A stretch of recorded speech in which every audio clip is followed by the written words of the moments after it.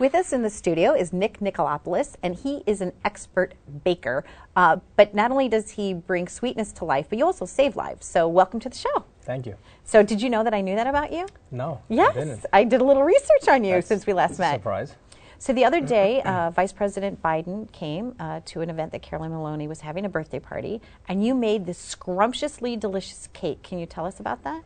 Well, it was about 5 feet wide and 5 feet long and about 3.5 feet wide.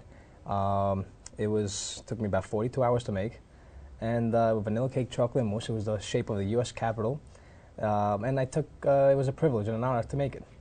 So now when you got this assignment and you decided you wanted to do something like to scale, you had to count all the windows? Like, how much research went into, and picture taking went into figuring out what you were going to do with this cake? Well, any project, any assignment that I take from even a regular customer, I really take pride. I try to research as much as I can about it.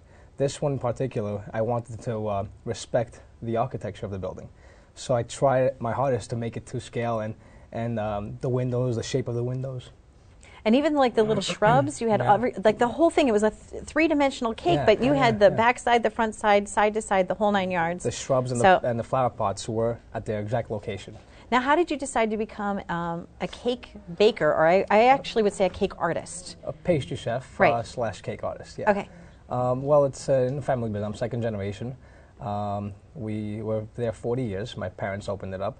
And although that's not what I studied, that's what I was raised in. So it's a kind of an odd situation I was involved with. And how did you realize that you had a skill for it? Like, do you remember your first cake? Did it look like Spider-Man or something interesting, or like? My first cake I was about 13 years old, and I just started playing with it. And you develop a style, your own style. And after you gain enough experience, you could adopt your style to anybody's interest and likes. So are your parents still with us? Are they still here? Yeah. And were they really proud of you? Yeah, they're still involved. Yeah. So what do they say? Hey, good-looking cake, they buddy. Liked it. Yeah, they liked it. Now, we talked a little bit about saving lives. So how does that translate? So not only are you like this pastry chef, this cake decorator, and you save lives. So I'm a volunteer paramedic, and I'm involved with Bravo Volunteer Ambulance for 21 years, since I was 12 years old. I used to take blood pressures and first aid competitions, and that's my hobby, but I enjoy doing that for my community. It's wonderful that you do that, and you do a lot of things for your community too. A lot of fundraising things, and you mentor people. So tell us for the audience, maybe a tip that they can do that they could get involved in their community. Well, there's many not-for-profit organizations, and unfortunately today the word volunteerism is no longer part of the household vocabulary. And especially being a young parent of 3 young children, you try to push that onto the kids at a young age, and when they see mom and dad volunteering, hopefully they'll do it one day as well.